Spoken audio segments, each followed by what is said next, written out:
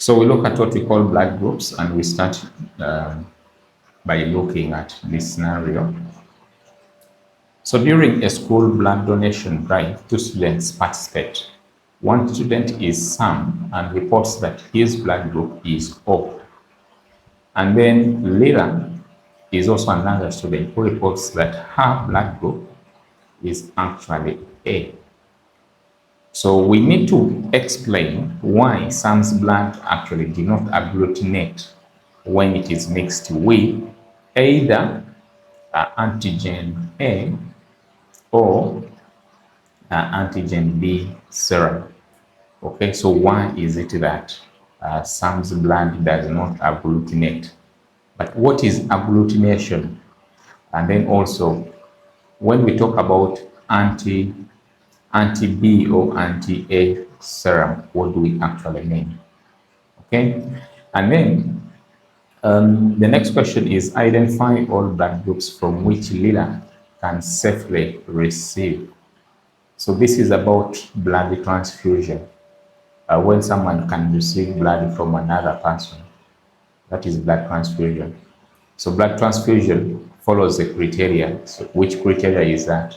If someone is to receive particular blood from another person, what do we have to consider always? And then after knowing what we have to consider, we can know who can donate and who cannot. So that is the second part. And then the last part of the question is that we list all the blood groups to which some can donate blood without agglutination. So the term agglutination here is appearing very frequent, and we should know what basically it means, what agglutination is, and what happens when we actually have agglutination. It appears that agglutination is not a good thing to happen. Okay, so what we basically aim at is to make sure that when there is blood transfusion, there is no agglutination. That's what we might be looking at.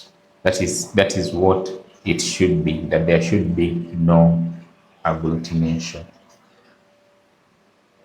Okay, so when we talk about different blood groups, we are basically emphasizing on what we call the ABO blood grouping system. We actually have two that we focus on a lot when dealing with what we term as blood typing, or basically identifying the different groups that the different blood groups that people actually have. So the ABO blood grouping system is the commonest one, and it's the one that we are starting with. So for it groups people's blood into 4 categories, depending on either absence or presence of antigens. And these antigens are of 2 types, antigen A and antigen B. These antigens are always present on red blood cells, okay? And then the presence or absence of antigens, either A or B, can influence the nature of antibodies that we can always find in the blood plasma. Okay, so the antibodies are also A and B. Those are the antibodies that individuals can always have. Now, the rule that governs what antibody or what antigen a person will have, that rule is that if a person has antigen A, then they cannot have a corresponding antibody. Okay, so the meaning of that is that if they have antigen A, they cannot have A antibodies, they can only have B antibodies. If they have antigen B, they cannot have B antibodies, they can only have A antibodies. That is the rule.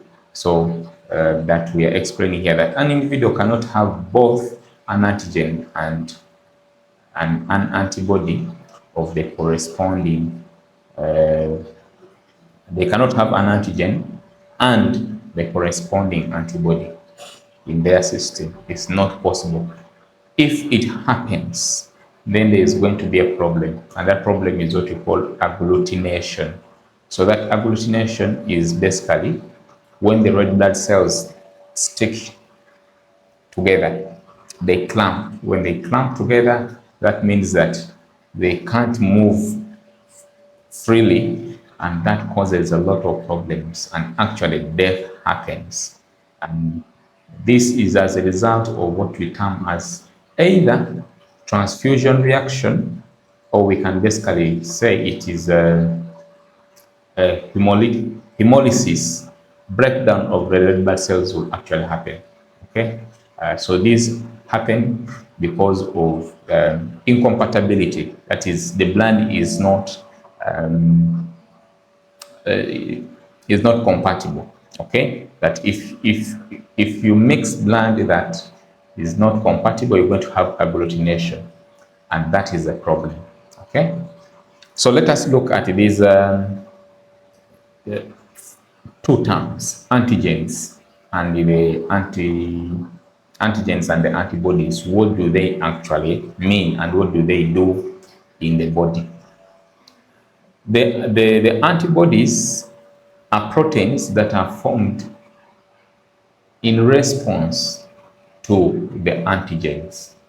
Okay, so that means that the antibodies actually fight against antigens. So the antigens are usually found on the surface of the red blood cells. So when these antigens are there, and then you have a corresponding antibody, then the corresponding antibody will attack the antigen. So if you have antigen A, and then you have antibody A, the antibodies are going to attack the antigen B on the red blood cells. And that was what will cause the breakdown of red blood cells, the hemolysis that we are basically talking about. So ideally, the antigen are supposed to produce a response that will entail the antibodies coming to attack the antigen. So presence of an antigen basically results into antibody production to attack the antigen. That's usually what happens. So, having known what an antigen is and what antibodies are, we have 4 types of blood groups, or we can say that blood can have 4 types based on the ABO system. So we have a person of blood group A. That means that they have antigen A and they have antibody B. They cannot have antibody A. They cannot have antibody A. That is very important. And then we move to 2, which is blood group B.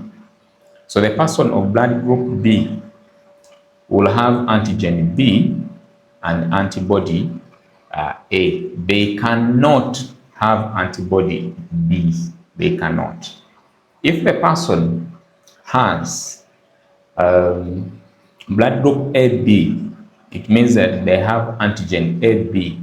They cannot have any of the antibodies, whether it is A or B, they cannot. When the person is of blood group O, that means that person does not have any antigen, and therefore they are free to have antibodies A and B in their plasma. Remember, the antigens are on the red blood cells, the antibodies are in the plasma.